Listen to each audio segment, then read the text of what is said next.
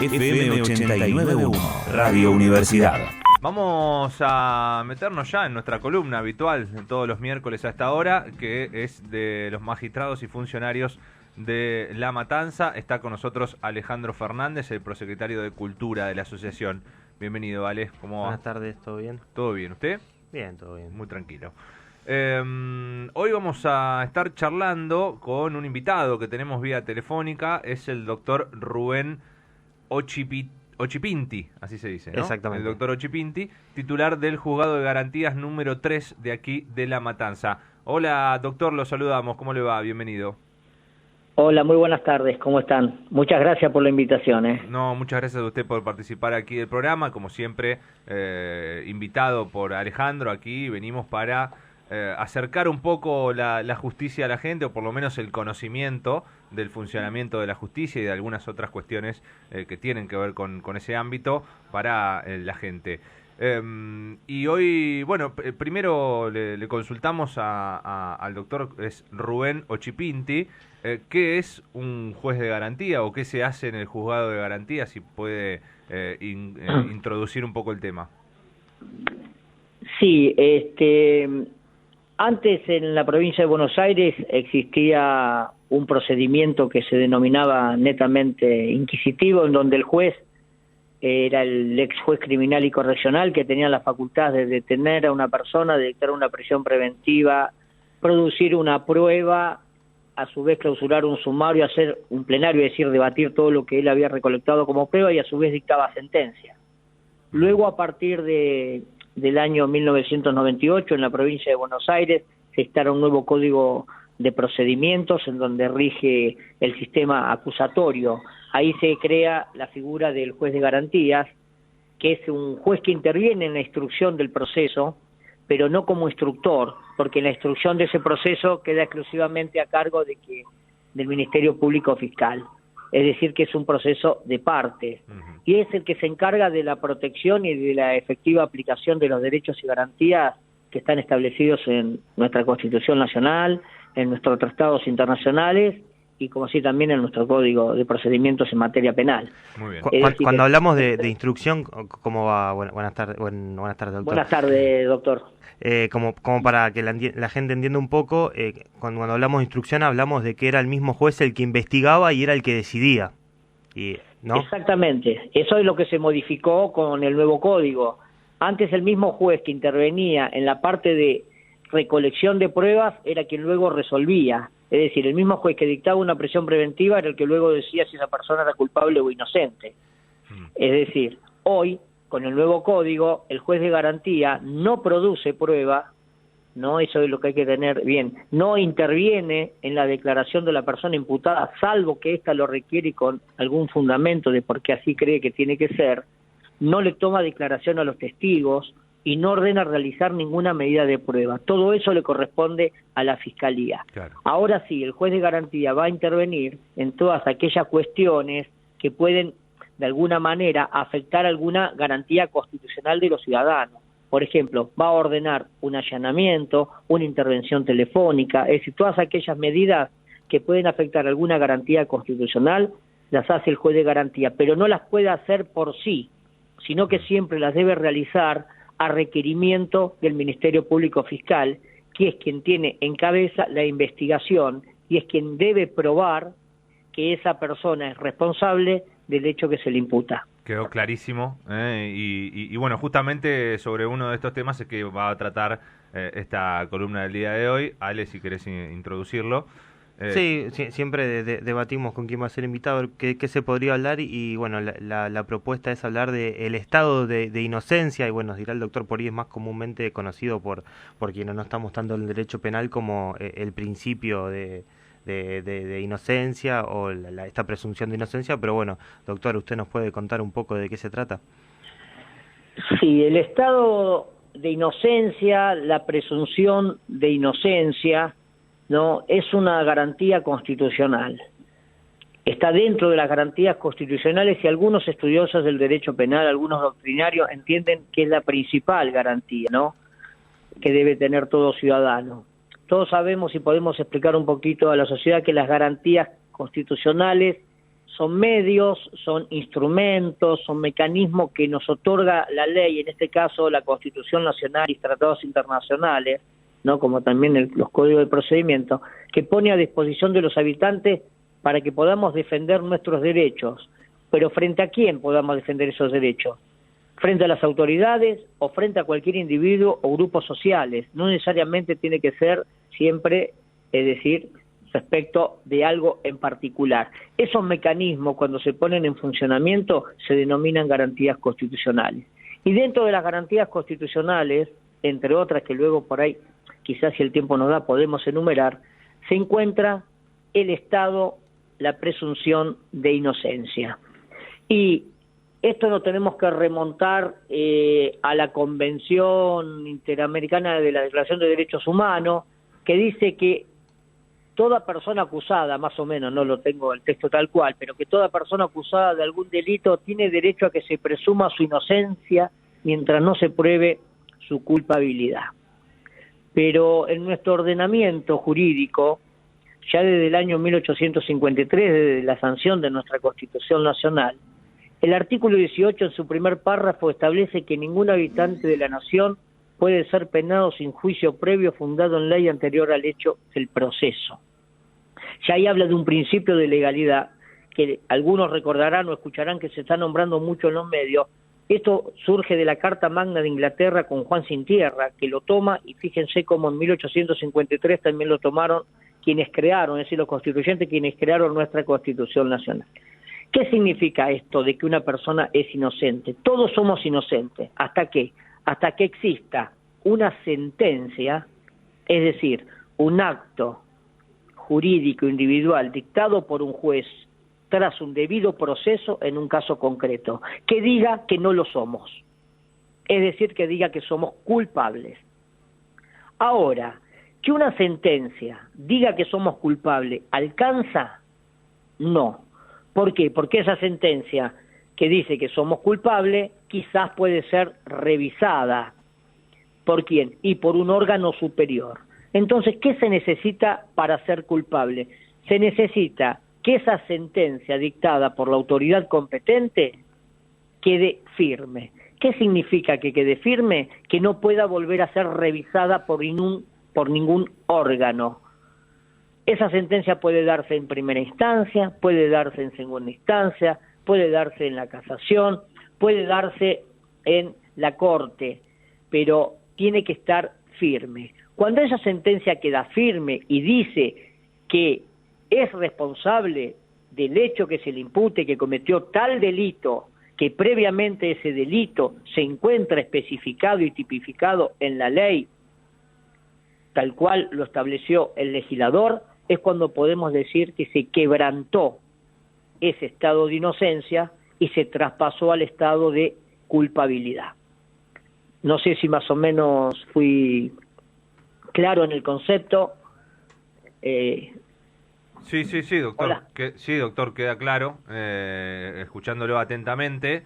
Esto de María, ahora vamos con María que tiene una pregunta. Sí. Pero la sentencia firme, digo, usted relató que se puede dar en primera instancia, en casación, en la corte. Digo, en cualquier ámbito se puede dar esa sentencia firme y no se puede apelar para pasar a otra instancia tampoco. Una vez que está la sentencia firme, eso no tiene vuelta atrás, digamos. La sentencia firme se puede dar porque las partes no hacen uso de ese derecho de apelar. Es decir, transcurre el plazo estipulado en la ley para que se pueda recurrir y no se recurre, entonces esa sentencia dictada por ese juez, más allá del grado que tenga ese juez, quedó firme, es decir, adquiere firmeza porque las partes no pidieron que se revise. O si no, cuando es revisada en la última instancia, es decir, que ya no queda más posibilidad de revisión por órgano alguno, que sería por ahí cuando llega a la Corte Suprema de Justicia de la Nación. Es decir, hay dos palabras técnicas que se llaman cosa juzgada, que una sería formal y otra material. La cosa juzgada formal sería cuando esa sentencia es pasible todavía de alguna revisión, es decir, que no está firme, para hablar en forma sencilla, no está firme. Ahora, cuando está firme, ya pasa a ser cosa juzgada material. Esa sentencia firme nos da una garantía también que hay que tener presente. Si somos culpables, quebrantó el estado de inocencia, pero esa sentencia firme nos da la garantía también de que no podemos volver a ser juzgados por ese mismo hecho, nunca más. Entonces, no solo puede decir que somos culpables porque la inocencia ya se trae desde el primer día. Si salimos absueltos en ese juicio, obviamente, siempre tuvimos y fuimos inocentes. Solamente lo puede quebrantar esa sentencia firme.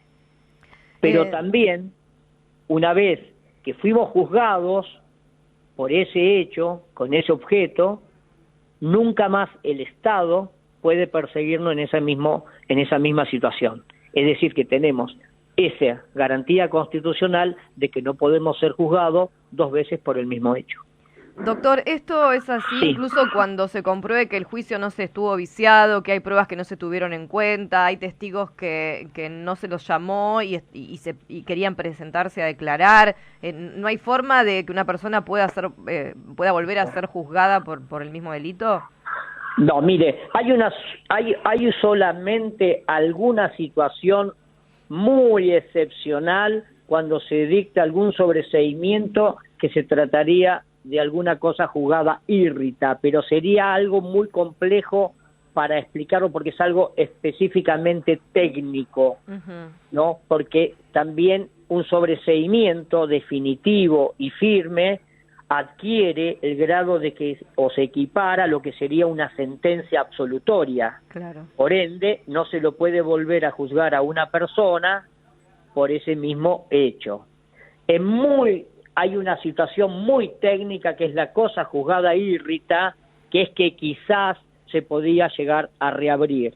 Pero lo que usted me plantea, María, con muy buen criterio, es que todas aquellas nulidades, todos aquellos elementos de prueba que las partes quisieron incorporar y no pudieron hacerlo quizás porque no les dio el tiempo, porque alguna de las partes lo privó o porque el mismo órgano jurisdiccional no lo tuvo presente, tienen el agravio para recurrir la resolución de ese juez o de ese tribunal. ¿Y qué sucede con la falta de aplicación de la perspectiva de género, por ejemplo? Porque he leído de algún caso que pedían familiares de alguna víctima de femicidio que no llegaba a ser un femicidio, ¿no? Pero algunos casos que no se habían analizado, que no se habían juzgado con perspectiva de género y pedían que se vuelvan a realizar los juicios. ¿Esto también se puede dar? ¿Al menos el petitorio? Mire, el Código de la Provincia de Buenos Aires, gracias a Dios, tuvo una reforma muy importante en cuanto a que si el Ministerio Público Fiscal decide no acusar, sí lo puede hacer la víctima representada en su carácter de particular damnificado. Es decir, que no solo deja en cabeza del Estado, es decir, en este caso del Ministerio Público Fiscal, la acusación para que pruebe un hecho, sino que también lo deja en cabeza del particular damnificado. El que en definitiva, el particular damnificado muchas veces coincide con el requerimiento o la petición del Ministerio Público Fiscal. Otras veces se habrá visto que el particular damnificado o querellante en capital va mucho más allá de la pretensión del fiscal. Pero con que el particular damnificado realice esa petición concreta, como en el caso que usted nos está trayendo, será el tribunal que en definitiva debe resolver la cuestión, qué es lo que entiende y dónde debe encuadrar y en qué figura debe realizar esa sentencia, que una sentencia siempre es condenatoria o absolutoria, no hay otra posibilidad. Doctor, ya que estamos hablando de cuestiones de género, no se da solamente en el género, se da también, por ejemplo, con los casos de llamados gatillo fácil y demás, cuando a un trabajador o trabajadora se lo separa de su cargo porque inicia un juicio porque tiene una acusación, ¿no? Esto pasa muchas veces con docentes que tienen alguna acusación de abuso, bueno, y en los últimos años se ha visto con personalidades públicas, ya sea actores, jugadores de fútbol y demás. ¿Qué es lo que pasa ahí, no? Que una persona tiene derecho, obviamente, a presumirse como inocente hasta tanto se demuestre lo contrario, pero mientras tanto, si hay una acusación de abuso, no es lo mismo alguien que entra a una cancha a jugar al fútbol con otros varones que un hombre que trabaja con mujeres o un docente que trabaja con niños o niñas. Bien, yo creo que cada organismo, cada empleador es el que resuelve esa situación. Eso no lo hace la justicia. La justicia no le dice sepárelo del cargo. La justicia lo que puede poner en conocimiento de que está tramitando una causa respecto de tal temática. Luego la decisión o no de que siga trabajando o si se lo cambia de trabajo o alguna situación en particular la va a tomar el órgano, ya sea, si está hablando de un jugador de fútbol, la tomará el club. Si claro, pero pueden tomar esa decisión, ¿no están faltando a ese estado de inocencia, ese principio de inocencia? Es que el estado de inocencia siempre se tiene, claro. pero eso tendrá que ser planteado ante el acto administrativo que dispone el cese de la actividad laboral. Ya no tiene nada que ver con el tema de la causa que se está investigando. Fíjese lo que le voy a decir, la presunta comisión de un delito. Claro. La presunta comisión de un delito. ¿Y por qué decimos la presunta comisión de un delito? Porque todavía no podemos decir que es culpable, ni aún teniendo una sentencia no firme. Bien, está claro. ¿Y qué pasa en el caso de las prisiones preventivas, que era otra de las cuestiones que también usted mencionó y nosotros nos cuestionábamos acá? Cuando no hay todavía una sentencia firme, sin embargo está el estado de inocencia, pero se dicta una prisión preventiva. ¿En qué caso se hace? Bien, el principio del Código Procesal de la Provincia de Buenos Aires es la libertad, pero hay ciertos casos en que ese estado de libertad puede cesar, y el artículo 148 es muy claro, y es el que habla de los peligros procesales. Cuando una persona, más allá del delito que se le impute, puede dictársele una prisión preventiva. Por ejemplo, una persona que no tiene arraigo, una persona que cometió un delito grave, una persona que es reincidente, una persona que es reiterante, que tiene muchos hechos de esas características, una persona que fue declarada rebelde en otro proceso anterior. Es decir, podemos entender que no se va a someter al proceso, que se va a abstraer, pero también cuando estimamos, en ese caso concreto, que esa persona puede incidir en testigos, puede salir y adulterar algún medio de prueba, alguna de esas cuestiones. Por eso, previo al dictamen de una prisión preventiva, la descripción del hecho, porque tiene que haber una congruencia entre el hecho que se imputa, la calificación del hecho y la prueba. Siempre tiene que haber elementos de prueba, pero para el dictado de una prisión preventiva, lo que tiene que existir o puede existir son indicios vehementes, una probabilidad cierta de que esa persona potencialmente podría ser autora, cómplice, instigadora de tal o cual hecho. Bien. Eso es en la prisión preventiva. Y si se dan alguno de los recaudos del artículo 148, va a proceder la prisión preventiva. Ahora, para que se diga que esa persona fue quien cometió ese hecho, se necesita certeza, ya no indicios, sino certeza, porque acá aparece otra garantía constitucional, que es la duda. Y en nuestro derecho penal, en nuestro derecho procesal, existe el favor rei. En caso de duda, hay que estar a favor del imputado al momento de resolver. Es decir, no debe existir, ninguna duda de que esa persona es la autora del hecho que se le reprocha. Perfecto. Justo iba a hacer una pregunta al respecto antes de... Alejandro tiene ahí una pregunta pendiente. ¿Qué pasa cuando una persona se autoincrimina, ¿no? Se declara culpable? ¿Pierde automáticamente este estado de inocencia o igualmente se necesitan las pruebas? Porque puede ser que alguien se haga cargo de un crimen, no sé, para cubrir a otra persona, por ejemplo. El estado de inocencia solo se quebranta con una sentencia firme que así lo establezca. No hay otra posibilidad en nuestro sistema constitucional. Bien, y que una persona se autoincrimine, ¿es suficiente para que después haya una sentencia declarada culpable o hace falta la prueba también? No, esa autoincriminación que realiza esa persona tiene que estar dada en un hecho concreto y obviamente deben evaluarse también otros medios para ver si fue así. Bien. Perfecto, clarísimo. Muy bien, doctor, clarísimo. La verdad que aporta mucho, sobre todo en las primeras cuestiones que marcó acerca... Después nos ponemos a buscar algunas cuestiones que son muy excepcionales, pero sí para entender, ¿no? Porque hay muchos debates que a veces se olvida o se deja pasar esto de que toda persona es inocente hasta que se demuestre lo contrario. Sí, sobre todo en los medios de comunicación, Sí. donde hay condena mediática, condena social, y no nos tenemos que olvidar de esto nunca. Doctor, fue muy amable, muchas gracias. No, muchas gracias a ustedes por haberme invitado, quedo a disposición para cuando lo estimen pertinente, así que bueno, muy agradecido de haberme dejado participar. Hasta luego, buenas tardes. Buenas tardes, el doctor Rubén Ochipinti, el titular del Juzgado de Garantías número 3 de La Matanza, hablándonos hoy de el principio de inocencia o estado de inocencia, y algo que es fundamental, ¿no? Que es el derecho de todos y todas los argentinos. Totalmente.